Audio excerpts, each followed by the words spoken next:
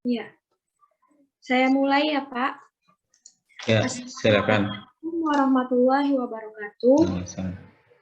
Yang saya hormati Dr. Ali Rosidi SKM MSI dan teman-teman sekalian yang saya sayangi. Pada pagi hari ini saya akan mempresentasikan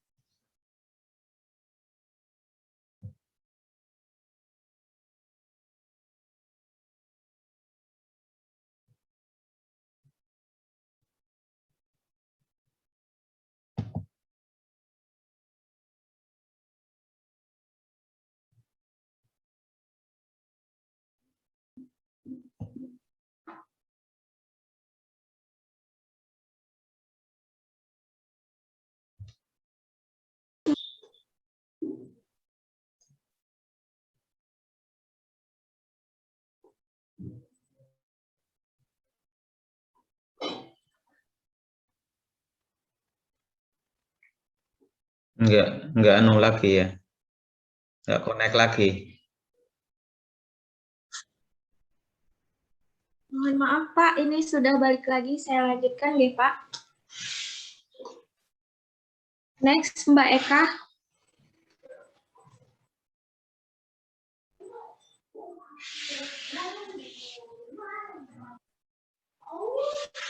Ini belum next ya di saya. Belum berpindah slide-nya. Oh, ya. Jadi materi yang ada di video saya ini ada 5 outline. Yang pertama adalah pengertian obesitas, yang kedua penentuan status gizi. Jadi bagaimana sih kita dapat menentukan kita itu obesitas atau tidak. Yang ketiga adalah faktor yang dapat mempengaruhi obesitas, dan yang keempat dan dampak obesitas. Dan yang terakhir adalah bagaimana cara mengatasi obesitas tersebut. Next. Nah, apa sih itu obesitas? Jadi obesitas itu ialah kelebihan berat badan yang merupakan penumpukan lemak yang berlebihan akibat ketidakseimbangan asupan energi atau energi intake dengan energi yang digunakan dalam waktu yang lama. Next. Nah, jadi seseorang dikatakan obesitas itu jika telah memiliki indeks massa tubuh 25 kg per meter kuadrat. Nah, di sini obesitas tingkat 1 jika IMT-nya itu 25,1 sampai 27 dan obesitas tingkat berat itu jika lebih dari 27 kg per meter kuadrat. Selanjutnya, nah, ini adalah cara perhitungan IMT, yaitu IMT sama dengan berat badan per tinggi badan dalam meter kuadrat. Nah, di dalam video nanti saya akan menjelaskan bagaimana cara perhitungan dengan saya berikan contoh gitu. Selanjutnya, nah, jadi faktor apa sajakah yang dapat menyebabkan obesitas? Yang pertama ada faktor genetik. Jadi bila salah satu orang tuanya obesitas, maka peluang anaknya menjadi obesitas itu sekitar 40-50%. Jika kedua orang tuanya obesitas, peluangnya menjadi 70-80%. Yang kedua adalah faktor lingkungan.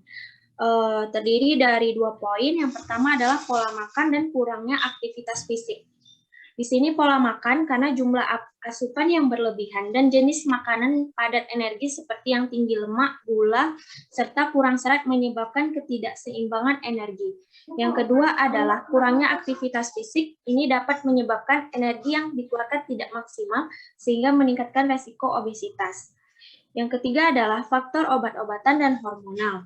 Obat-obatan jenis steroid yang menyebabkan nafsu makan meningkat. Kemudian faktor hormonal seperti grelin dan leptin juga mempengaruhi resiko obesitas. Selanjutnya, next Mbak Eka.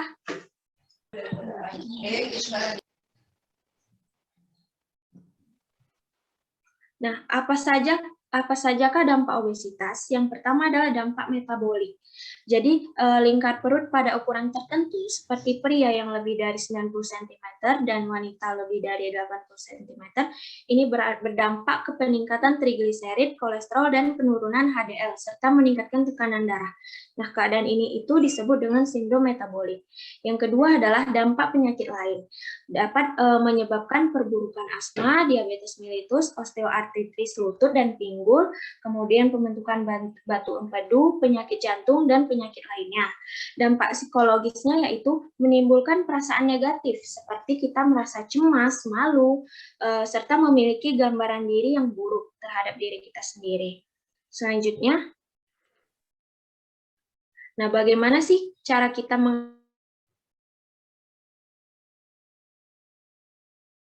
mengatasi obesitas yang sudah terjadi?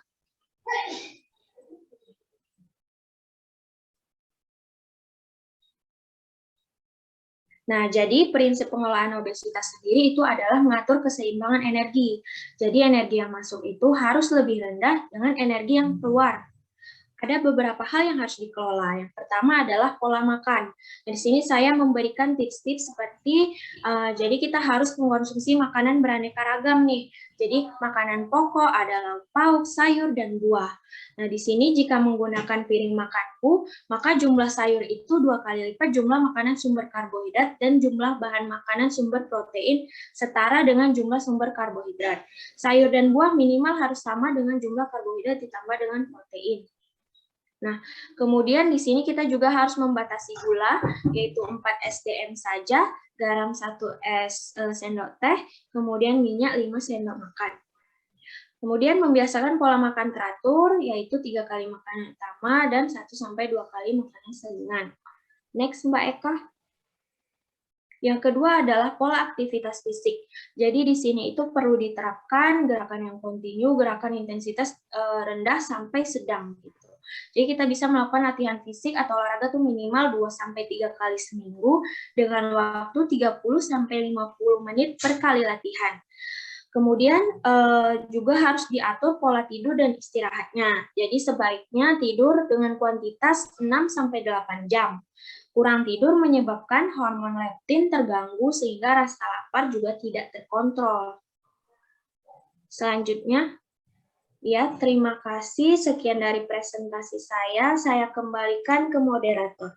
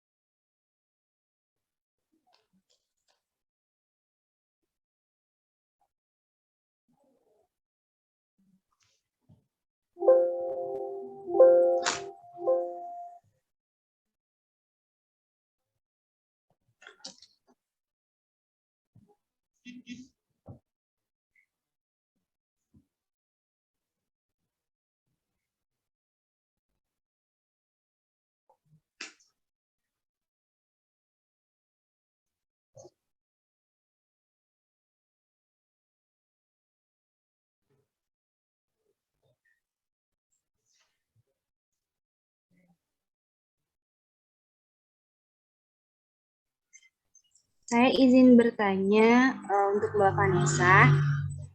Tadi kan dijelaskan ya Mbak, untuk faktor resiko dari obesitas ini kan dampaknya terhadap penyakit-penyakit lain seperti itu. Nah, apakah nanti ketika Mbak memutarkan video atau membuat video, semua penyakit terkait obesitas itu akan dijelaskan, Mbak? Dampak dari obesitas itu nggak dijelaskan satu persatu, Mbak, cuman disebutin aja. Jadi obesitas dapat menyebabkan penyakit jantung, DM, seperti itu. Nggak dijelaskan satu persatu. Ya, tadi kan saya lihat lumayan ya, kayak mungkin kayak materi saya kemarin juga, hipertensi itu dampak penyakitnya banyak seperti itu. Menurut saya sedikit saran untuk penyakitnya mungkin bisa dikurangin beberapa gitu Mbak, kemudian dijelaskan secara detail dan disangkut pautkan dengan obesitas. Kenapa obesitas itu kok bisa menyebabkan penyakit ini gitu. Oh, jadi ngambil beberapa saja ya Mbak, terus dijelaskan Iya, Mbak. dalam lagi. Ya, untuk tadi pencegahannya, membuat pola hidup sehatnya menurut saya sudah sesuai, sudah banyak penjelasannya untuk pencegahannya. Mungkin untuk penyakitnya aja Mbak Vanessa. Ya, terima kasih Terima Mbak Santi kasih. atas sarannya.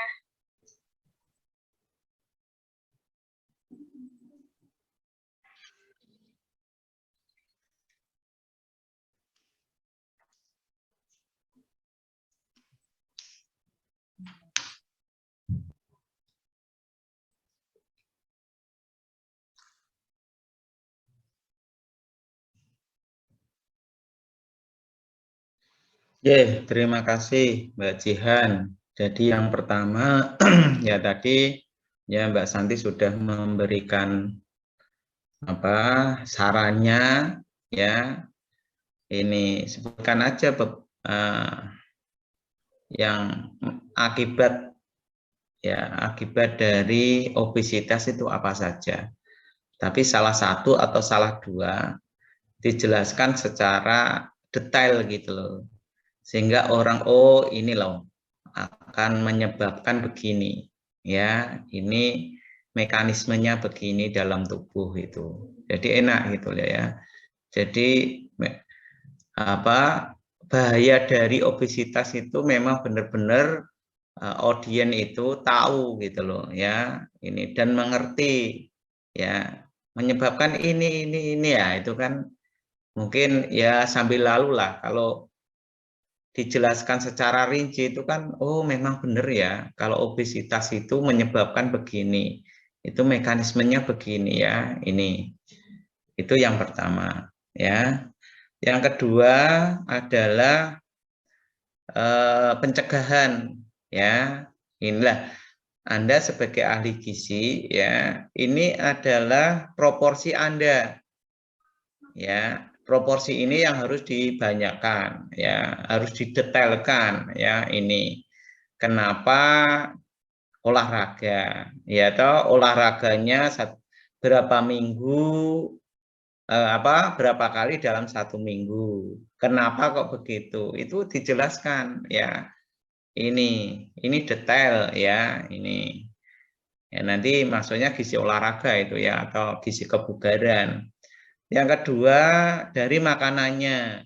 Nah ini kan juga kenapa saya harus makan ini, kok tidak boleh makan ini. Nah itu ya, akibatnya apa kalau saya makan ini gitu loh ya. Itu kalau bisa dijelaskan secara detail gitu loh ya, karena ini adalah kompetensi Anda sebagai seorang ahli gizi itu. Ini jadi nanti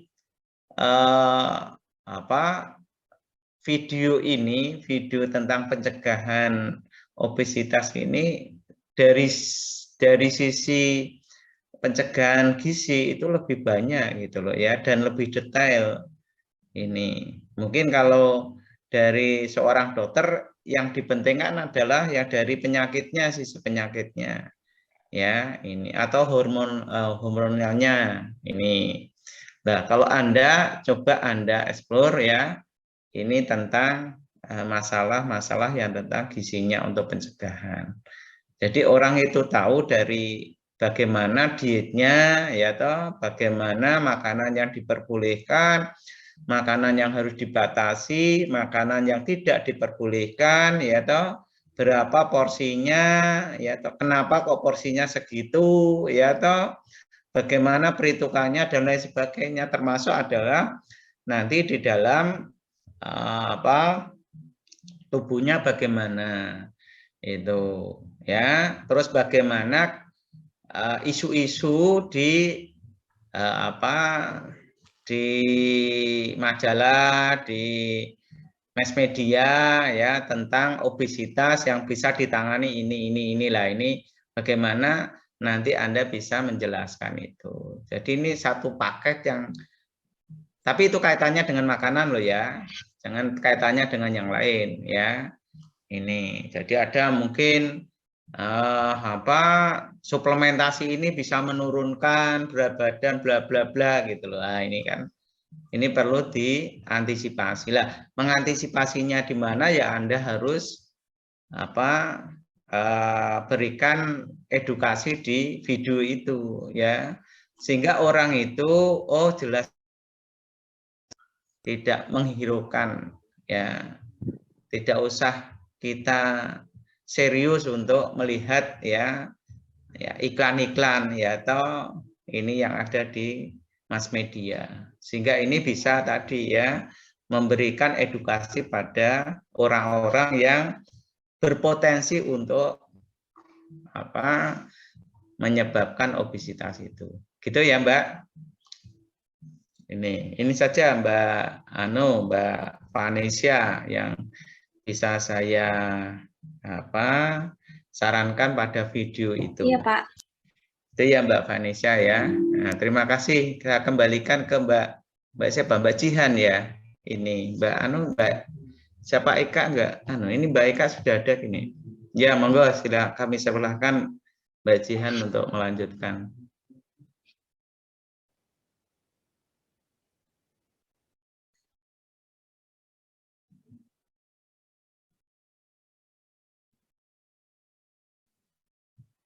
Baik, saya izin share screen ya, Pak.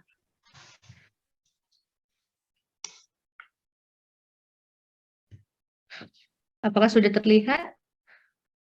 Ya. Baik. Assalamualaikum warahmatullahi wabarakatuh. Waalaikumsalam. Yang saya hormati Bapak Dr. Ali Rosidi, SKM MSI, yang saya banggakan teman-teman MAGI 2021. Pagi ini saya akan mempresentasikan mengenai proyek copyright video project saya.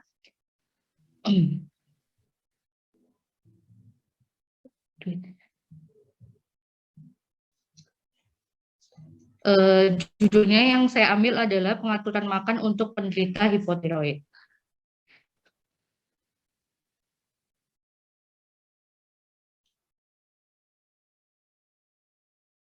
Yang terdiri dari konsep, kemudian kontennya, kemudian ada themes dan timeline. Yang pertama adalah konsepnya. Konsepnya adalah ini berupa video edukasi gizi, tapi lebih ke arah kuratif. Kemudian temanya GAGI, tapi saya yang ambil adalah lebih spesifik mengenai hipotiroid. Kemudian sasarannya adalah yang utama adalah untuk pasien hipotiroid yang berobat ke Balai Litbangkes Magelang dan mahasiswa yaitu yang melakukan kunjungan wisata ilmiah atau praktek kerja lapangan. Kemudian video ini adalah PowerPoint based video disertai gambar dan sound free copyright. Durasinya nanti adalah sekitar 2-5 menit. Kemudian kontennya adalah nanti akan terdiri dari pembuka. Pembuka itu nanti akan dimulai dengan seperti voice call melalui aplikasi komunikasi antara pasien dengan ahli gizi. Kemudian isinya nanti ada pengertian, dampak, tujuan, prinsip dan syarat diet, serta pengaturan makan bagi penderita hipotiroid. Kemudian nanti ada penutupnya seperti ahli gizi menanyakan kabar pasien disertai dengan penutup. Kemudian pada pembuka, nanti pembukaannya adalah pasien menghubungi ahli gizi melalui aplikasi pesan. Kemudian masalahnya pasien tidak mengetahui pengaturan makan untuk hipotiroid. Kemudian konsultasi, ahli gizi membagikan video dengan materi pengaturan makan untuk penderita hipotiroid. Kita masuk ke isinya, pengertian hipotiroid. Hipotiroid adalah keadaan di mana kelenjar tiroid atau kelenjar gondok tidak mampu menghasilkan hormon tiroid dalam jumlah yang cukup. Hormon tiroid diperlukan tubuh untuk mengatur sistem metabolisme tubuh, pertumbuhan dan perkembangan, mengatur detak jantung dan tekanan darah, mengatur kerja otot, mengatur suhu tubuh, menjaga sistem reproduksi, dan lain-lain. Dampak hipotiroid pada janin dapat menyebabkan lahir mati, gangguan pembentukan organ, dan kreatin. Pada anak dapat menimbulkan gondok, mengganggu pertumbuhan dan perkembangan, dan penurunan kecerdasan. Untuk remaja dapat menyebabkan gondok, keterlambatan pematangan organ reproduksi, dan penurunan kecerdasan. Untuk dewasa dapat menyebabkan gondok, peningkatan berat badan, produktivitas menurun, dan gangguan fungsi reproduksi seperti mengurangi kesuburan, serta dapat menyebabkan keguguran pada ibu hamil. Kemudian tujuan pengaturan makan untuk penderita hipotiroid yang pertama adalah mencukupi kebutuhan yodium dalam tubuh. Pada anak kebutuhannya 90-120 mikrogram, pada dewasa 150 mikrogram. Pada ibu hamil 220 mikrogram dan pada ibu menyusui 290 mikrogram. Yang kedua, membatasi asupan makanan yang berlebihan. Yang ketiga, mempertahankan status gizi yang optimal sesuai usia, jenis kelamin, dan kebutuhan tubuh. Prinsip dan syarat diet. Prinsipnya adalah rendah energi. Kemudian syaratnya rendah energi dengan tetap menjaga keseimbangan antara asupan karbohidrat, protein, dan lemak. Yang kedua adalah cukup vitamin dan mineral. Yang ketiga, konsumsi garam beriodium dan makanan tinggi yodium.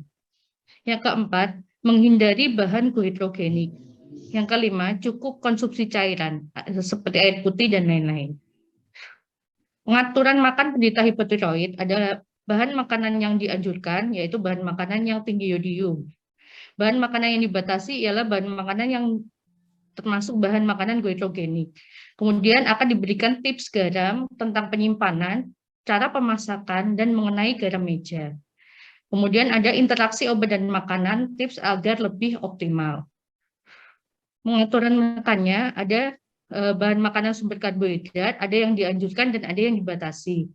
Yang dianjurkan ada beras, beras merah, gandum, makaroni, jagung, hidrat arang kompleks yang banyak mengandung serat. Kemudian yang dibatasi adalah sumber zat goitrogenik. Nanti akan dijelaskan mengenai pengertian sumber zat goitrogenik, yaitu singkong, ubi jalar, talas, kentang, dan olahannya, seperti getuk, gaplek, ganyot, cotot, dan lain-lain. Kemudian akan diberikan tips juga, jika memang harus mengkonsumsi ubi, sebaiknya diiris tipis lalu direbus. Kemudian yang perlu dibatasi juga adalah mie, roti putih, ketan, dan makanan-makanan lain yang energinya tinggi. Kemudian sumber protein hewani ada ikan, daging tanpa lemak, ayam tanpa kulit, putih telur, dan susu rendah lemak. Kemudian yang dibatasi untuk protein hewani, daging berlemak, jeroan, sosis, dan lain-lain. Kemudian akan dijelaskan satu persatu mengenai sumber protein nabati, juga sayuran, buah-buahan, dan sumber lemak. Mungkin nanti juga akan diberikan contoh menu dalam sehari untuk pasien. Kemudian yang penting lagi adalah diberikan tips mengenai menghindari cemaran pada makanan, air, dan udara. Dengan cara cuci buah, sayur, dan umbi dengan air mengalir hingga bersih sebelum dikonsumsi. Masak sayuran dan umbi terlebih dahulu. Kemudian gunakan air bersih dan rebus air hingga mendidih. Hindari polusi dari asap kendaraan bermotor, asap rokok, asap limbah industri. Untuk penutupnya, ahli gizi akan menghubungi pasien 1 bulan kemudian. Kemudian ahli gizi menanyakan kondisi terkini pasien, apakah kondisi pasien sudah membaik atau masih ada keluhan. Ahli gizi mengucapkan doa agar pasien cepat sehat kembali. Timsnya, pengarahnya Dr. Ali Rosidi SKM MSI, kemudian naskah dan konsepnya saya kerjakan sendiri. Kemudian untuk editornya saya dibantu oleh teman saya Ajeng Pinto Hajanti dan Azhar Aziz Afifi. Kemudian untuk timeline-nya, konsep dan naskah, pembuatan konten, pada minggu ini adalah sedang mengerjakan konten, kemudian untuk minggu berikutnya adalah editing dan finishing. Demikian presentasi dari saya, mohon masukannya dari teman-teman dan Dr. Ali. Sekian, wassalamualaikum warahmatullahi wabarakatuh. Waalaikumsalam warahmatullahi wabarakatuh.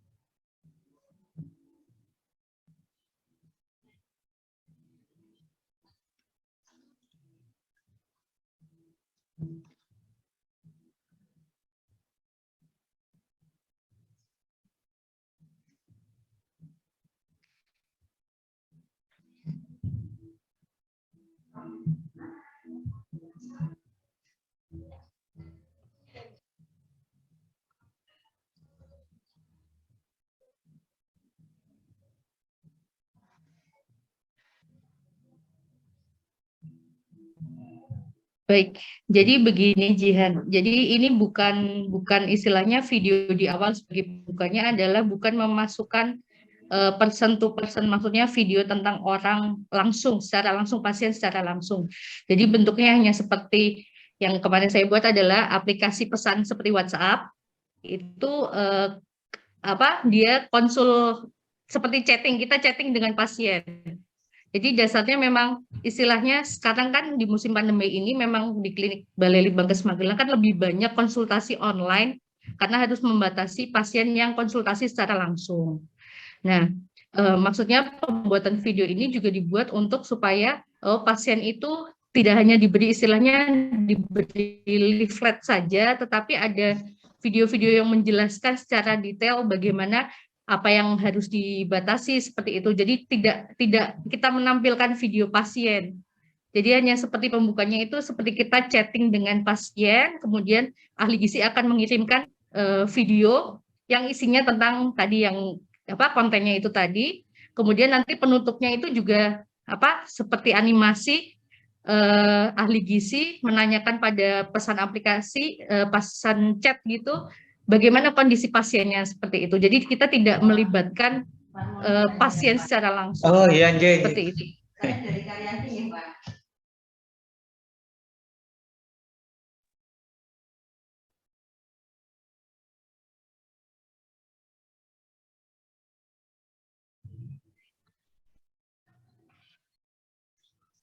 Mungkin saya akan menanggapi nggih. Tadi Mbak Ismi kan bilang berarti itu kayak live chat gitu ya Mbak ya.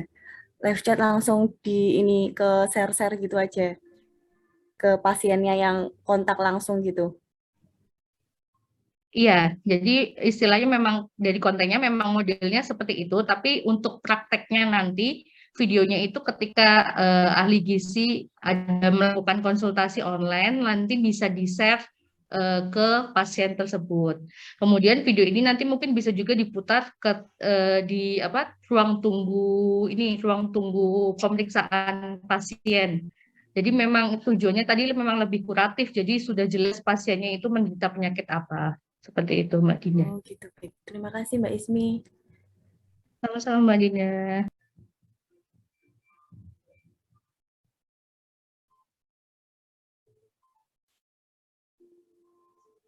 Terima kasih Mbak Jihan. Mbak Ismi, berarti ini bukan untuk penyuluhan banyak orang, tapi untuk konsultasi ya, person ya, jadi orang per orang ya ini. Yang pertama yang perlu ini semuanya aja, bukan Mbak Ismi saja ya. Ini kan nanti ada sebagai hak milik Anda ya. Jadi nanti dipatenkan ya sebagai hak milik Anda. Nanti tidak bisa orang itu mengcopy ya sedemikian rupa, sehingga harus ada aturannya ya ini. Karena itu hak pemegang paten itu Anda, nanti Anda harus hati-hati. Yang pertama, jangan sampai Anda itu plagiat.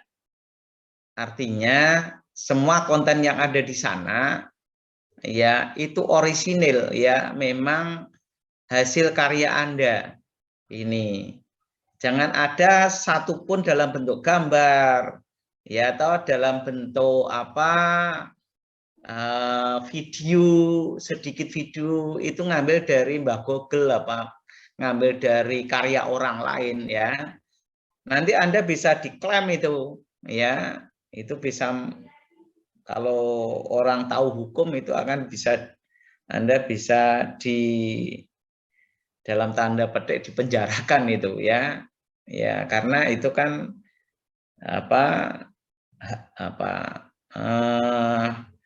ini. Jadi dari sisi hukum itu harus bersih gitu loh ya. Ini yang saya ingatkan Mbak Ismi, Anda memakai salah satu brosur atau salah satu leaflet di Gaki ya, Gaki Magelang, ya toh inilah. tolong kalau memang itu tidak pure, itu tidak hasil karya Anda, itu Anda harus punya punya izin ya untuk bisa dimasukkan di sana gitu. Sehingga nanti di kemudian hari ya kalau Anda sudah patenkan ya video Anda itu tidak bermasalah lagi terhadap terhadap institusi Anda. Ini ya, ini yang ditakutkan itu kan nanti ada bentrok atau ada masalah dengan institusi Anda. Nanti itu padahal hak pribadi itu kan hak pribadi itu ya. Ya, video itu kan hasil karya Anda pribadi ya yang Anda miliki ya ini yang itu ya bisa berhubungan dengan bisa berhubungan dengan institusi, tapi nanti kalau ada sesuatu hal yang berkaitan dengan kontennya itu nanti bermasalah ini. Ya ini kalau bisa ya itu buatan Anda sendiri ya, itu jadi baik itu livatnya, baik itu orangnya ya jangan sedikit pun ya ini semuanya, jangan sedikit pun Anda ngambil dari menyadur atau menjiplak dari karya orang lain. Ini ya. Nah, yang perlu diperhatikan bahwa tadi ada ini kontennya atau isinya itu ada pembukaan, ada isi, ada penutup ya. Pembukaan mungkin ya tadi biarpun itu dalam bentuk animasi, dalam bentuk ini dalam bentuk dalam bentuk edukasi perorangan. Ini Anda harus mulai dari masalah ya ini bahwa masalah Anda itu memang masalah ini kan kuratif ya, ini yang ya ini masalah Anda itu memang masalah semua orang gitu loh ya, jadi perlu adanya bagaimana prevalensinya ya ini ya, semakin lama mungkin semakin meningkat atau bagaimana ini dampaknya gimana itu kan ya ini. Jadi ini perlu diberi pengertian dulu pada orang itu, jangan sampai terjadi ya ini terjadi pada orang lain atau Anda malah parah ya, edukasinya kan begitu ya, inilah ini. Jadi nah untuk kuratifnya bagaimana terhadap gizi ya itu kalau bisa detail ya, detail dan mungkin singkat ya, karena itu kan edukasi perorangan itu kan jangan terlalu sampai 1 jam itu yang ya ini bagaimana Anda meng-create itu sehingga dalam waktu ya 10 menit lah, jangan sampai 5 menit ya, 10 menit ya itu punya gambaran yang jelas ya. Ini yang mau dititik beratkan yang mana gitu loh, jangan semuanya ya Mbak Ismi, kalau semuanya nanti nggak kepegang semua ya, jadi masalah apanya gitu loh ya, masalah tadi bagaimana untuk menyimpan garam itu satu konten yang bisa dijelaskan itu ya, jangan banyak itu ya, jangan semuanya. Nanti kalau Mbak Ismi punya banyak ya konten kanlah bagus, oh ini tentang edukasi penyimpanan garam yang baik ya dan penggunaan garam yang baik ya, ini satu konten. Atau mungkin makanan ya, ini yang diperbolehkan yang mana, yang tadi dibatasi mana, yang dianjurkan mana, itu satu konten itu ya. Jadi Mbak Ismi nanti punya beberapa video, mungkin 10 video gitu loh ya. Itu nanti tergantung pada kasusnya gitu loh ya. Ini kan oh ini dia tidak bagus dalam penggunaan garam lah, berarti nanti oh ini berarti video yang ini yang saya berikan.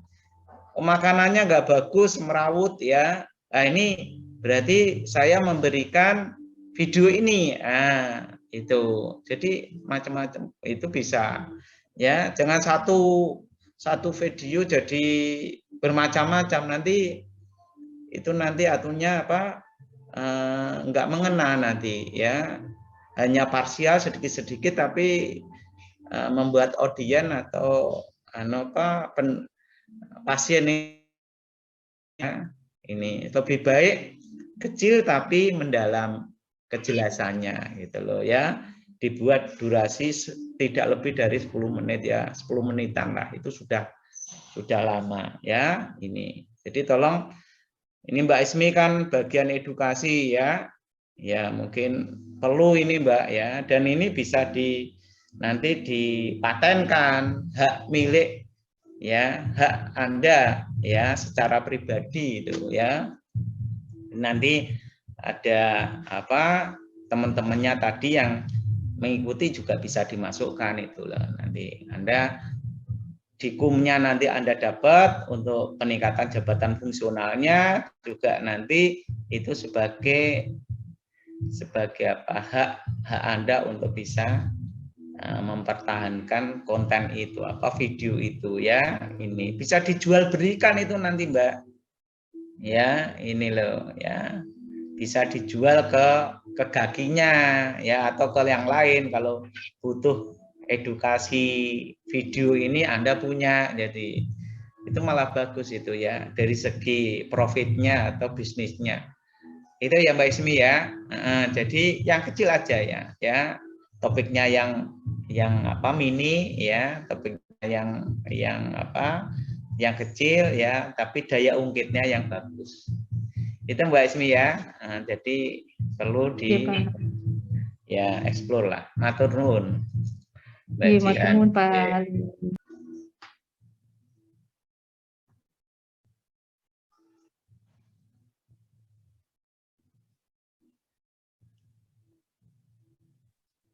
Baik, terima kasih Mbak Jihan. Sebelumnya saya izin share screen ya Pak. Ya.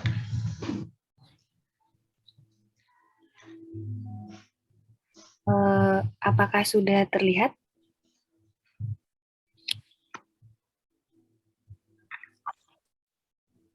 Ya, baik. Bismillahirrahmanirrahim. Assalamualaikum warahmatullahi wabarakatuh. Waalaikumsalam. Selamat pagi Bapak Dr. Ali Rosidi SKM MSI, dan selamat pagi untuk teman-teman yang saya sayangi. Jadi hari ini saya izin untuk memaparkan materi yang akan saya masukkan ke dalam konten video. Jadi di sini saya mengambil topik tentang EPA-DHA sebagai pencegahan ADHD pada anak.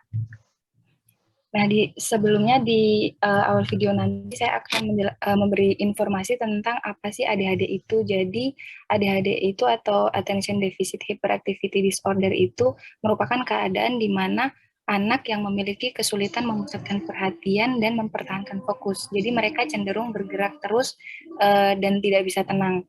Kemudian saya juga akan memberikan informasi tentang dampaknya. Jadi dampak ketika anak mengalami ADHD ini, anak akan kesulitan untuk belajar, kesulitan untuk mendengar dan mengikuti instruksi, dan kesulitan untuk bersosialisasi dengan teman sebayanya.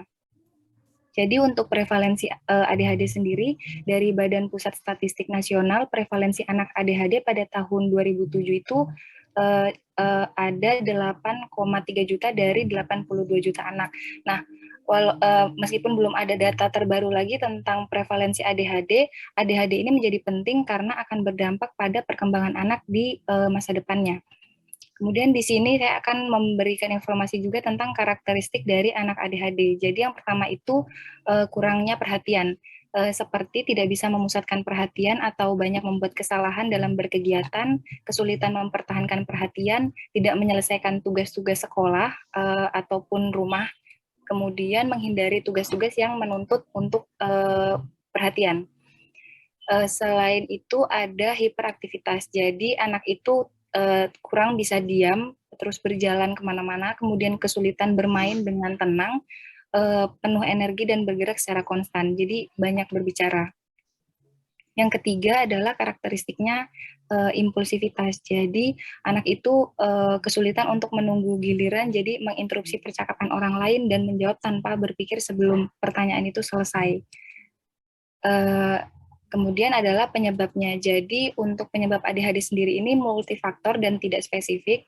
Genetik itu berpengaruh sebanyak 78%, kemudian sisanya itu disebabkan oleh lingkungan. Jadi seperti riwayat merokok, alkohol, obat-obatan, dan asupan makan kurang berkualitas selama kehamilan dan kelahiran anak yang prematur.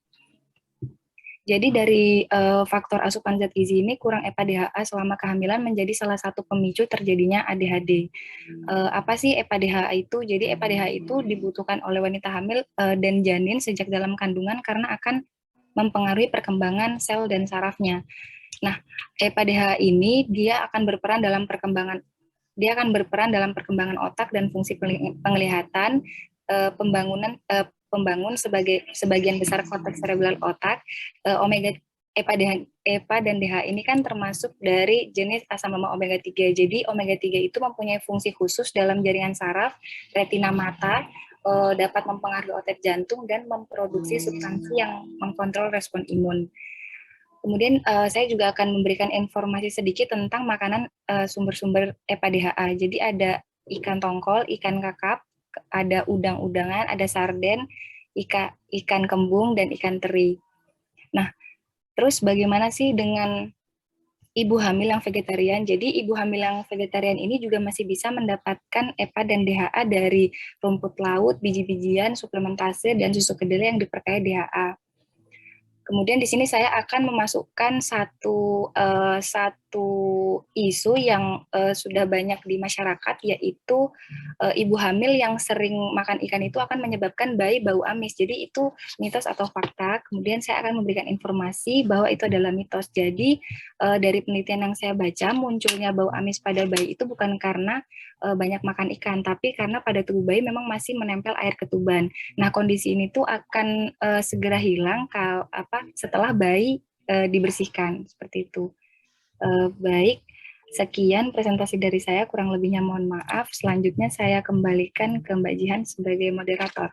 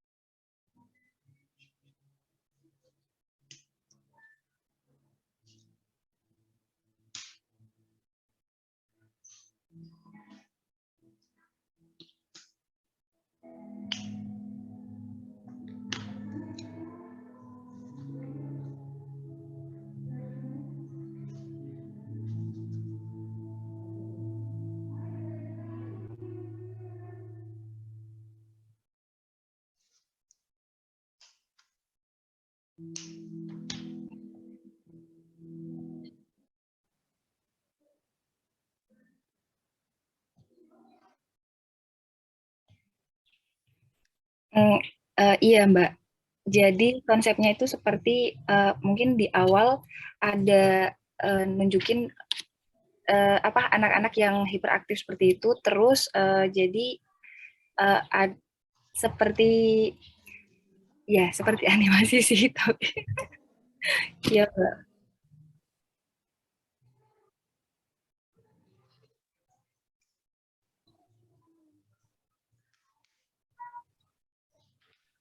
Itu bisa umum sih Mbak, untuk umum ya, ibu hamil dan ibu yang karena kan untuk anak ADHD ini tidak bisa disembuhkan, tapi untuk jadi keaktifannya itu bisa dikurangi dengan dia mengkonsumsi yang EPA-DHA itu, sumber makanan EPA-DHA itu, seperti itu.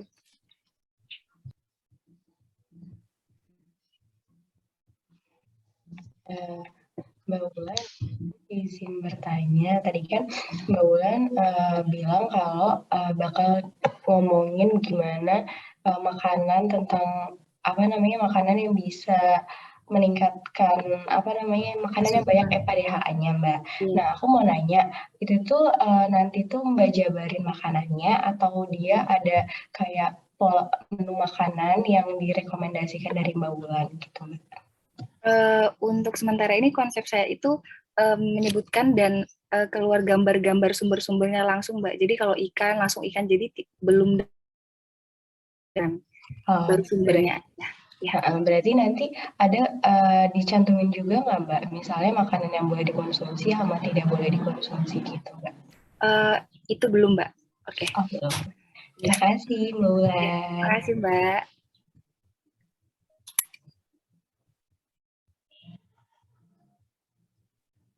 Mbak Wulan, aku mau nanya, kalau mengenai sound itu Mbak Wulan pakai soundnya yang gimana ya, Mbak? Ambilnya dari mana? Karena aku juga butuh sharing juga penggunaan sound yang benar itu dari mana biar nggak kena copyright gitu. Kebetulan untuk ini saya baru menyiapkan materi sama beberapa karakternya, Mbak. Jadi kayak contoh-contoh makanannya. Untuk soundnya sendiri tuh nyari yang free copyright itu lumayan susah. Jadi belum, mungkin seperti instrumen, Mbak. Bakal lebih aman kalau pakainya instrumen. Seperti itu, Mbak. Kalau instrumen itu bisa dia, Mbak ya. Maksudnya yang lagu ngomong yang bicara gitu. Kalau lagu-lagu nada gitu mungkin nggak kena ya, Mbak ya. Iya. Kenapa gitu? Iya, Mbak. Oh iya, makasih.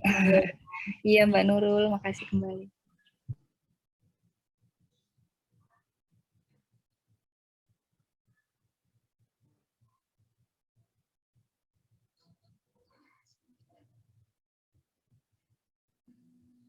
Ya, terima kasih Mbak Jihan ya. Ini agak terganggu dengan sebelah itu ada olahraga pagi ya. Suaranya agak keras itu. Ya, Mbak Eka, ini ya anak-anak hiperaktif ya. ADHD ya toh, ADHD ini ya. Ini perlu dieksplor lagi tentang bagaimana cara menentukan ini anak ini hiperaktif apa tidak hiperaktif ini. Ya, ini jadi tanda-tandanya. Jadi orang tua itu jadi ngerti, oh ini anak saya tergolong hiperaktif. Oh ini anak saya tidak termasuk hiperaktif atau ADHD ini. Ya, ini. Jadi itu yang pertama. Ya. Ada di sana ya. Di konten Mbak Eka ada. Jadi tanda-tandanya aja, iya. Bagaimana? Oh ya, bergerak. Tanda-tandanya, tanda-tanda fisiknya aja gitu loh, yang bisa dilihat mata gitu loh, jangan tanda-tanda yang lain gitu, yang tidak bisa ya ini. Itu yang pertama ya Mbak ya. Ini tadi Mbak Eka sudah cerita tentang prolognya sudah ya. Inilah terus tadi ya ciri-cirinya ya. Jadi ciri-cirinya yang gampang yang orang tua itu tahu ya. Oh ini anaknya ada 4 mamanya ya. Ini termasuk hiperaktif enggak anak saya? 4-4-nya ya atau 2 yang 2 enggak gitu loh ya. Ini jadi tahu itu. Kalau 4-4-nya hiperaktif semua apa ADHD kan bingung ini ya. Ini biasanya kan membandingkan. Ini yang kedua. Dari sisi makanan ya. Coba Mbak Eka itu kenapa kok ada HPDH ya toh ini. Kenapa ada di sana itu ada apanya sehingga bisa menghambat hiperaktif itu gitu loh ya. Ini loh, ya sedikit aja ya. Artinya mekanismenya itu dijelaskan ya. Ini tadi Mbak Eka cerita tentang ya banyaknya makan lauk ya itu ya. Iya, tongkol ada ya. Inilah itu berapa ya kandungannya masing-masing itu ya. Ini ya ini. Kalau saya itu tadi orang-orang yang ya tidak makan daging ya toh. Nah, kalau tadi ya itu dari unsur apa saja, makanan apa saja lah itu berapa ya. berapa yang harus saya makan, ya.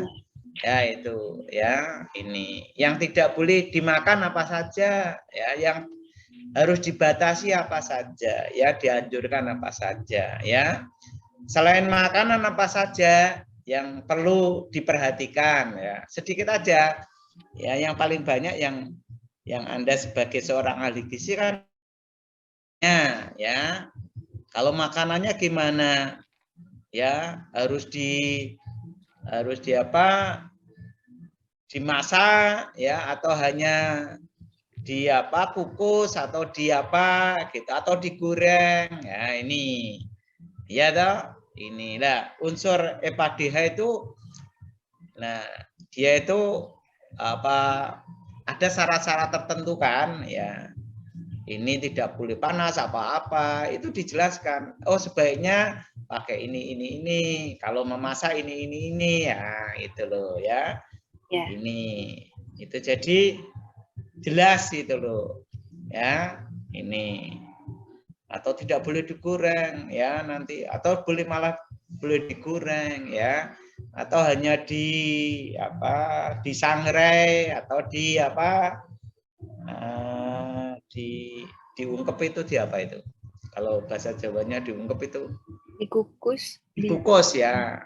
Dikukus, ya. Ini, ya, ini. Jadi tolong termasuk tadi bagaimana cara memasaknya sehingga EPA-DH-nya itu bisa dipertahankan, ya. Ini. Jadi itu sumbernya apa, ya toh? Sumber yang paling baik yang mana, ya toh? Kalau saya makan ini tuh harus berapa kali, berapa. Saya makan tongkol, ya. Kalau saya makan udang itu berapa kalinya harusnya, umpamanya gitu, ya. Kalau saya makan yang mahal itu apa? Salmon. Salmon itu berapa gitu. Jadi, nah, dari sisi harga itu kan, ini kan edukasi itu kan bisa orang yang duitnya banyak, ya, yang kaya, dan orang yang Jadi bagaimana menentukan pilihan dari nilai gizinya itu, ya, dari segi keuangannya juga nyampe, tapi kadar EPA-DH-nya juga memenuhi. Itu, Mbak, ya. Iya, Bapak. Ini, itu. Jadi banyak sisi makanannya, tapi juga tadi yang harus Anda perhatikan bagaimana menentukan ADHD tadi, ya. Ini, oh, ini anaknya ini benar apa enggak, dan lain sebagainya. Itu, ya. Ini tadi, ya. Satu lagi tadi, ya. Tolong hati-hati kalau Anda memakai leaflet, Pak, ya, brosur dan lain sebagainya yang itu bukan dari Anda, ya. Jadi itu bukan sumbernya karangan Anda, tapi dari sumber yang lain. Gitu, ya, Mbak, ya. Oke, terima kasih, Mbak Jihan. Terima kasih banyak, ya, Bapak. Ya.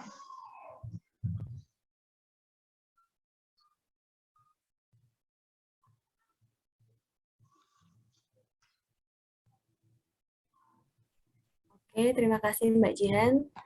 Saya izin share screen ya, Pak Ali. Ya.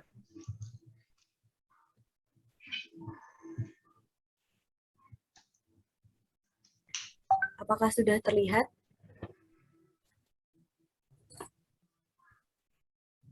Untuk share screen saya, sudah terlihat Mbak Jihan? Oke, baik.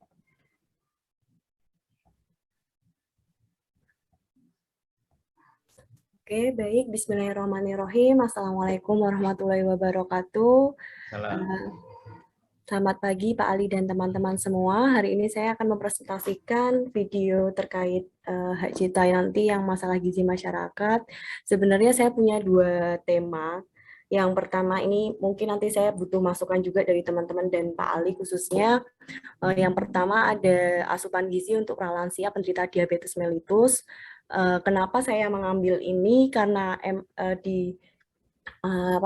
untuk masa-masa pralansia ini biasanya cenderung penyakit yang diderita itu diabetes mellitus, dan yang saya pakai nanti klasifikasi lansia yang saya pakai ini untuk usia pertengahan atau middle age, yaitu kelompok usia 45 sampai 54 tahun, dan lansia atau elderly yaitu kelompok usia 55 sampai 65 tahun.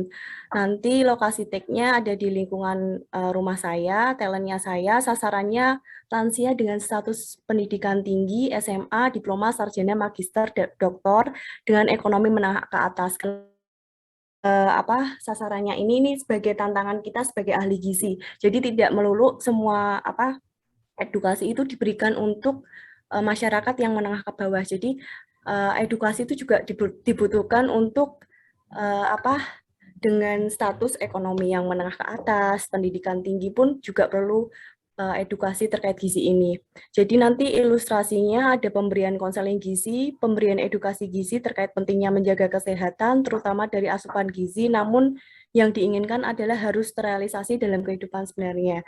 Jadi saya dulu, cuman sekedar cerita saja, dulu waktu saya S1 itu pernah dikasih materi pendidikan gizi untuk dilakukan di ibu-ibu sosialita. Jadi di situ ibu-ibu sosialita itu dengan karakter yang sudah pendidikannya sudah tinggi, ekonominya juga menengah ke atas. Jadi edukasi yang saya berikan itu melalui game dan itu dilakukan di sebuah kafe seperti itu. Jadi memang edukasi untuk ekonomi yang menengah ke bawah itu menengah ke atas itu juga diperlukan. Jadi mungkin nantinya metodenya itu akan door to door dan video shooting, nanti saya dibantu oleh videographer. Terus kenapa saya memilihnya diabetes mellitus? Karena DM pada lansia adalah penyakit yang sering terjadi pada lanjut usia yang disebabkan karena lansia tidak dapat memproduksi insulin dalam jumlah yang cukup atau tubuh tidak mampu menggunakan insulin secara efektif.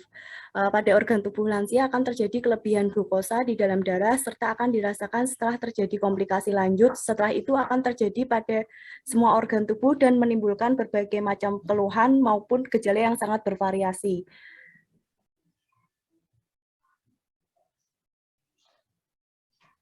Kemudian selanjutnya ini nanti dulu nih yang saya jelaskan lagi untuk titel video yang kedua.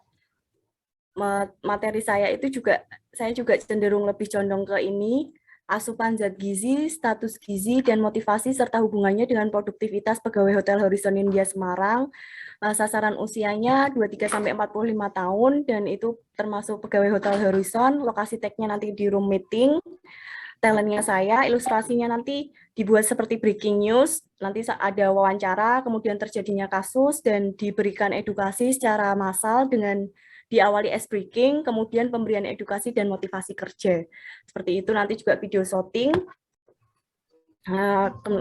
Mungkin kenapa sasarannya pegawai kantoran? Karena menurut laporan World Economic Forum tahun 2003 sampai 2004 itu daya saing dalam hal sumber daya manusia Indonesia menduduki ranking ke-37 pada tahun 1999, turun menjadi ranking ke-44 dan lanjutannya turun lagi menjadi 72. Jadi hal ini menunjukkan bahwa produktivitas kerja di Indonesia itu menurun drastis, terutama bila dibandingkan dengan negara-negara ASEAN. Yang kedua, secara umum diketahui bahwa status gizi itu berpengaruh terhadap produktivitas kerja, rendahnya berat badan menurut tinggi badan atau BB/PB, lingkar lengan atas yang kecil, indeks massa tubuh, dan tinggi badan yang kurang berhubungan dengan rendahnya produktivitas pada pekerja. Penelitian saya juga baca-baca itu, penelitian di Kudus menunjukkan bahwa pekerja pelinting rokok di Kudus adalah pekerja yang memiliki IMT 18,5 dan kurang dari 17 itu memiliki produktivitas 5,1% dan 6,8% lebih rendah daripada pekerja yang memiliki IMT 18,5 sampai 22,5%. 22,5. Kemudian rata-rata pekerja kantoran di Horizon India itu bekerja selama 8 jam dengan beban kerja sering menatap layar dan dilakukan hanya dengan duduk secara terus-menerus, jadi kurang aktivitas juga saat bekerja. Kemudian tujuan diadakan video pembelajaran ini adalah untuk mengubah pola hidup atau mengubah mindset para pekerja kantoran yang notabene para pekerja kantoran di Horizon India Semarang itu terutama pekerja perempuan mempertahankan body goals hingga rela diet ketat, tidak makan nasi sama sekali, hanya makan kentang, rebus, roti, dan hasil turunannya menghindari konsumsi protein hewani, tetapi masih mengkonsumsi keju dan susu, lakto vegetarian gitu.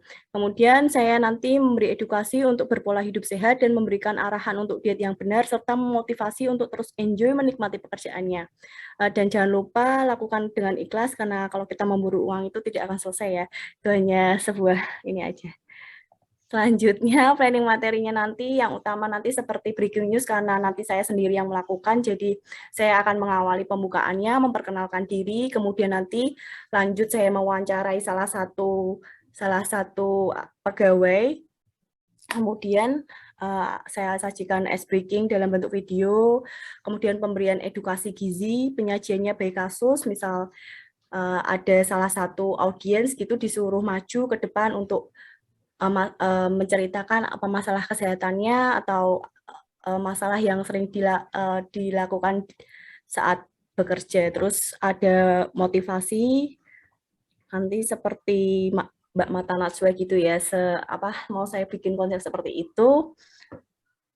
Kemudian kalau dari ininya min map review materinya itu untuk perubahan pada perilaku tertentu itu, perilaku kesehatan itu kan respon seseorang terhadap stimulus yang berkaitan dengan sakit, penyakit, makanan atau masalah gizi, sistem pelayanan kesehatan, kesehatan lingkungan. Jadi di sini ada health promotion behavior yang nanti penggunaan sistem atau fasilitas pelayanan kesehatan. Kemudian di sini ada health prevention behavior itu nanti perilaku pencegahan, kemudian sini ada health rehabilitation behavior, itu perilaku yang berhubungan dengan usaha-usaha pemulihan kesehatan setelah sembuh dari penyakit. Kemudian di sini ada health seeking behavior, yang perilaku pencarian dan penggunaan sistem atau fasilitas pelayanan kesehatan, ada nutrition behavior, perilaku terhadap makanan sebagai kebutuhan vital bagi kehidupan, kemudian environmental health behavior itu respons seseorang terhadap lingkungan sebagai determinan kesehatan manusia. Kemudian tujuan pendidikannya perubahan perilaku yang sesuai dengan kaidah ilmu gizi meliputi perubahan pengetahuan, sikap, dan praktik. Mind map-nya saya buat ini bentuk perubahan perilaku yang pertama natural change, planned change, dan readiness to change, strategi perubahan perilaku, memberikan kekuatan atau kekuasaan atau dorongan, pemberian informasi, dan diskusi partisipasi. Mungkin itu yang bisa saya sampaikan. Saya sangat butuh sekali untuk masukan dari teman-teman dan Pak Ali untuk memilih video tema saya ini, Pak.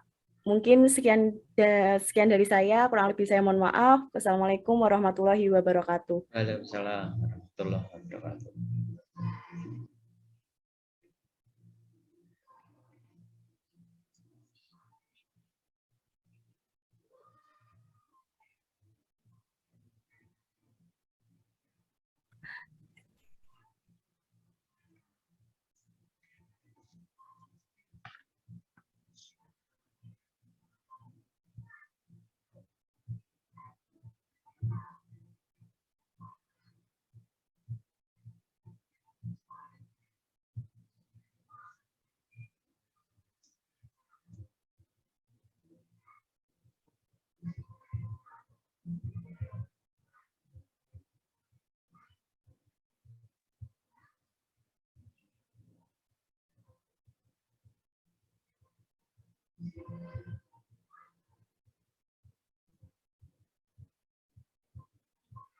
Oh iya, tadi saya lupa menjelaskan kenapa saya juga milihnya di Hotel Horizon Ninja, karena saya punya akses untuk berinteraksi langsung kepada pegawai-pegawainya. Nanti sudah mungkin untuk perizinan sudah oke dari Hotel Horizon Ninja. Monggo teman-teman atau ada yang mau join untuk ini, silahkan.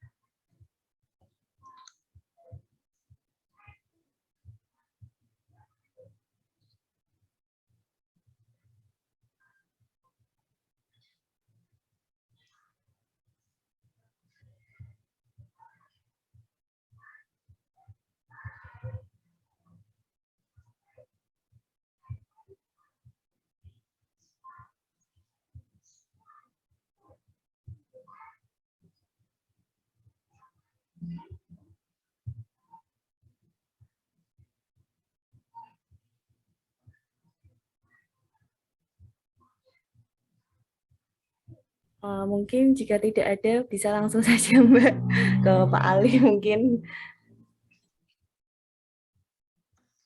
Ya, terima kasih Mbak Jihan ya, Mbak Dinda. Mbak Dinda S1-nya dari mana Mbak Dinda? Saya dari UIN, Pak. Oh, UIN ya. Ya, itu ada 2 konten video ya. Ya. Yang pertama apa tadi Mbak? Ini Pak, ke pralansia ke diabetes mellitus. Ya, DM pada pralansia. Ya. Yang kedua? Ini Pak, status gizi, asupan gizi terhadap produktivitas pekerja, pegawai hotel. Oh ya. Ya, jadi yang pertama tentang DM pralansia ya. Ya, seperti tadi lah ya, sama juga ya. Ada pendahuluan, ada prevalensi ya, ada akibat ya toh. Ya, ada penyebabnya ya toh, ini ya. Ada DM tipe 1, ada DM tipe 2 ya toh. Ini yang banyak diderita yang mana untuk pralansia ya. Akibatnya gimana baik pada dirinya maupun pada anak yang dikandungnya ya toh. Bagaimana tentang masalah pencegahan ya, ini pada sisi ini Mbak Dinda mungkin banyak sekali yang harus dijelaskan ya. Ini ya, saya ingatkan lagi bahwa kalau Anda memakai ya konten-konten yang ada di YouTube dan di Mbah Google dan yang lain ya, Anda yang memang tidak orisinal buat Anda, tidak ciptaan Anda, itu harus dipertimbangkan ini ya. Itu ya, tentunya juga ada isi dan ada penutup ya. Nanti penutup ya, stressing dari yang Anda inginkan ya, sebagai edukasi ya. Nih. Yang kedua ya hati-hati Mbak ya. Ini kan ini nanti ceritanya yang kedua itu jadi promosi Anda ya. Ini ya, promosi salah satu hotel gitu loh ya. Ini sebaiknya tidak usah ya toh, tetap aja nggak apa-apa di hotel, tapi judulnya yang harus umum gitu loh ya. Ini tempatnya di situ nggak masalah ya toh, tapi jangan vulgar ya. Terus hotelnya dieksplor ya toh, dan lain sebagainya. Nanti ini mau edukasi gizi apa mempromosikan salah satu hotel itu ya. Ini ya, tentunya ini kaitannya dengan masalah produktivitas ya. Jadi sebaiknya hasil-hasil penelitian aja ya yang diungkapkan, ya nggak apa-apa Anda wawancara ya, nanti diselidiki dengan hasil-hasil penelitian kan banyak sekali itu ya, antara zat gizi dengan produktivitas ya. Zat gizi apa ya, nanti lebih spesifik aja gitu loh ya. Mau tentang anemi ya toh, itu kan spesifik berarti ya toh. Jangan banyak sekali zat gizi yang Anda ceritakan ya, satu atau 2 zat gizi yang Anda ceritakan ya, bagaimana ya untuk karyawan-karyawan muda ya, terutama adalah karyawan-karyawan yang risiko untuk anemi dan lain sebagainya itu. Jadi termasuk tadi pencegahan dari sisi makanannya ya, bagaimana memanage makanannya ya toh, memberikan makanan yang baik dan lain sebagainya. Ini ya, jadi biarpun itu tempatnya di horizon, tapi tolong hati-hati itu Mbak ya, karena ini nanti ini kan untuk umum ya, bukan untuk orang hotel aja ya, tapi kaum muda yang bekerja yang tidak mempunyai kesempatan untuk makan ya, itu mungkin Anda harus memanage demikian rupa sehingga tadi dari segi makanannya oke ya, terpenuhi ya, tidak terganggu terhadap produktivitasnya ya. Nih, jadi disampaikan juga cari hasil-hasil penelitian yang selaras, banyak sekali di dalam maupun luar negeri itu. Ya. Saya kira dua-duanya bagus Mbak ya, karena ini kontennya adalah nanti kalau sudah oke, nanti kita apakan, kita ajukan untuk mendapatkan hadiah ini ya. Nah, saya masih belum bingung, masih bingung ini bagaimana untuk mengajukan haki ini ya. Apa nanti saya serahkan pada Bu Cici ya, nanti biar dikelola oleh di sana ya.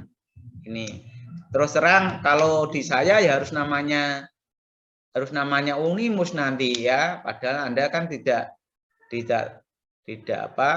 kuliah di Unimus itu loh ya. Nanti saya serahkan aja, saya tak diskusi dengan Bu Cici ya, untuk agar bisa mendapat haki ya, ini ya, ini atau melalui, kalau Mbak Ismi kan sudah punya institusi ya. Ada yang ngurusi haki enggak Mbak Ismi di GAKI itu Mbak? Ada Pak. Oh ya, kalau bisa lewat di sana aja gitu loh ya toh gitu. Jadi nanti bukan ya, kalau yang selain Mbak Ismi, siapa yang sudah bekerja ya di sini? Enggak ada? Saya Pak. Mbak Dinda itu di mana? Di di UIN? Di LP POM MUI. Oh, LP POM. Iya. Jawa Tengah? Iya Pak. Di mana itu di kantornya? Di Masjid Baitur Rahman Pak, tapi karena ini lagi pembangunan jadi pindah ke Masjid Agung Jawa Tengah. Oh, Masjid Agung. Iya. Bisa enggak itu ya? Lewat itu ya. Itu. Jadi sebagai ya hak milik Anda tapi dilindungi institusi gitu loh ya. Mbak Dinda nanti mungkin coba bisa enggak itu lewat haki itu. Itu 250.000 itu anunya. Cepat itu 1 minggu itu ya. Kalau kontennya sudah orisinil semua, cuma 1 minggu bisa keluar sertifikatnya itu. Dan itu hak kekayaan intelektual Anda pribadi ya, yang dilindungi oleh hukum dan dinaungi oleh institusi Anda. Kalau yang tidak punya nanti lewatnya lewat aja. Ya lewat ini. Lewat Undip aja ya nanti. Ya gitu ya. Oke. Ada pertanyaan? Ini terakhir ya Mbak Dinda ya. Ada tambahan lagi? Ada lagi Mbak Jihan? Oh terakhir. Ada pertanyaan ya? Ini kira-kira kapan ya? Ini selesainya?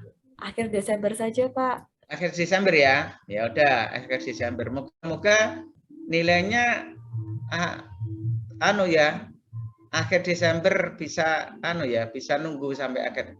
Terakhir memasukkan nilai kapan ya itu? Saya tak tanya Bu Neno. Iya.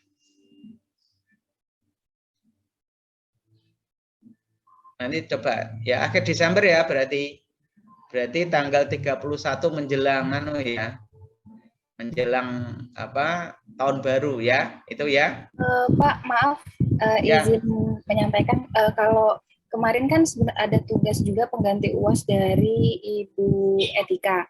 Ya. Nah, tugas pengganti UAS dari Ibu Etika itu disubmitnya pada saat UAS tanggal 9, UAS masalah gizi masyarakat. 9 Desember.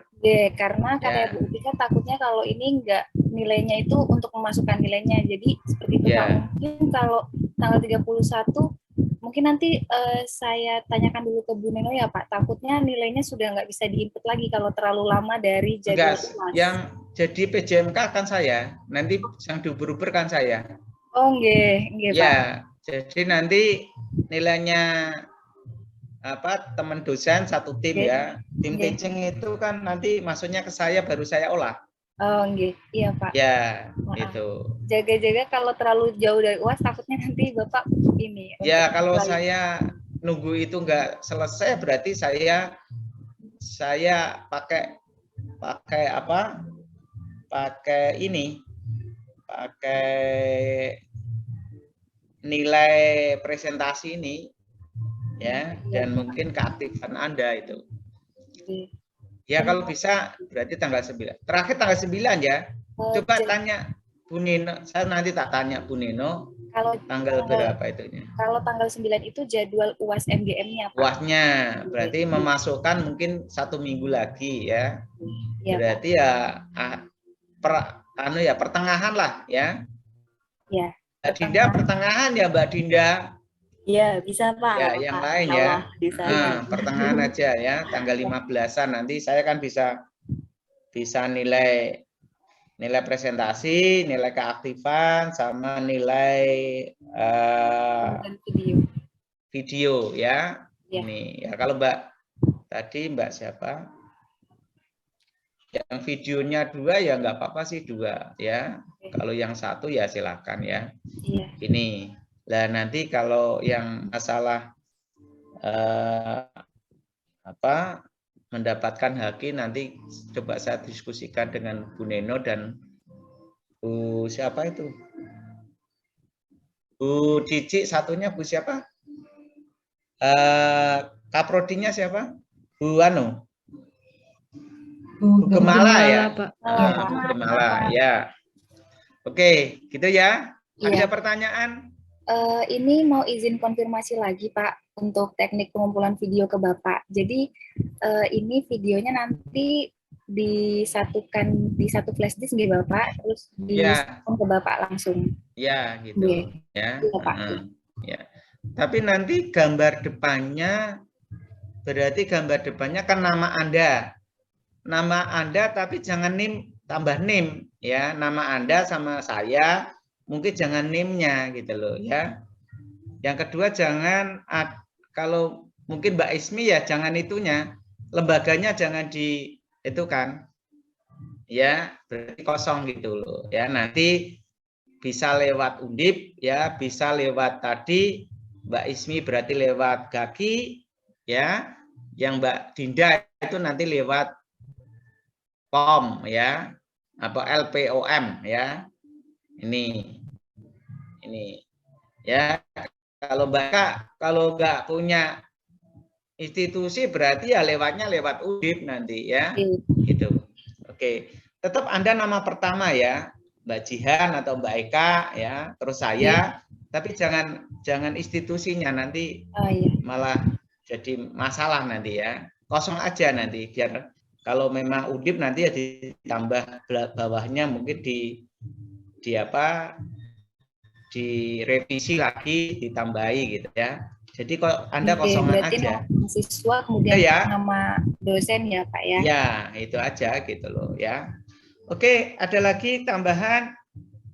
Kalau Mbak Ismi kan sudah jelas, kalau Mbak Dinda kan sudah jelas. Yang lain kan belum jelas. Ada yang punya institusi lagi selain 2? Tidak ada ya? Oke, kalau tidak ada pertanyaan? Tidak ada. Kalau tidak ada, terima kasih. Saya mau tanya, kalau misalnya saya nggak pakai institusi, tapi saya pakai Undip aja sama kayak teman-teman, gimana Pak? Ke Undip, bukan ke ke Balai POM. Ke Balai LPOM. Enggak, iya Pak, salah ke Undip aja. Ya ke Undip ya nggak apa-apa nanti. Ya, itu dimasukkan ke sana aja. Berarti Mbak Ismi aja ya yang di Gaki ya. Jadi Mbak Dinda bisa ya. Kalau Anda sudah punya institusi kan enak malah dipakai kan. Kalau itu kan nanti Anda sebagai mahasiswa kalau begitu ya. Coba Bukan nanti Anda saya pikirkan sebagai lagi. ya. Nanti kalau dipakai untuk angka kredit sama kenaikan jabatan fungsional nggak bisa karena Anda sebagai mahasiswa. Tapi kan hak atas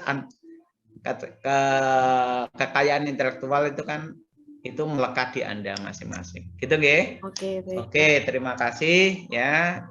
Semoga tetap semangat ya untuk menyelesaikan studi ini ya dan tetap sehat. Terima kasih. Assalamualaikum warahmatullahi wabarakatuh. Waalaikumsalam warahmatullahi wabarakatuh. banyak. Terima kasih, Pak. Terima kasih, Pak. Pak.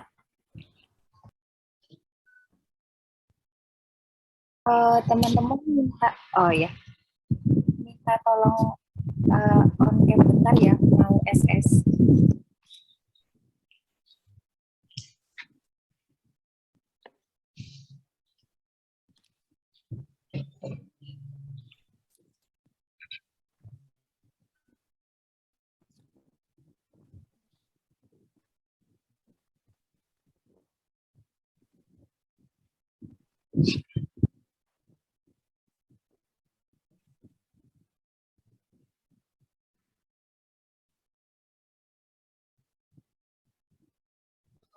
Ya udah, oke, bentar ya.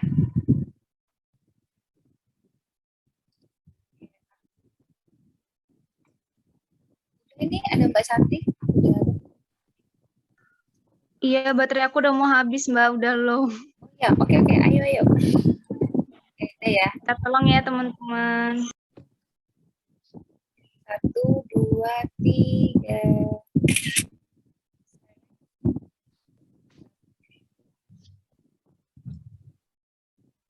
1, 2, 3. Oke. Sudah.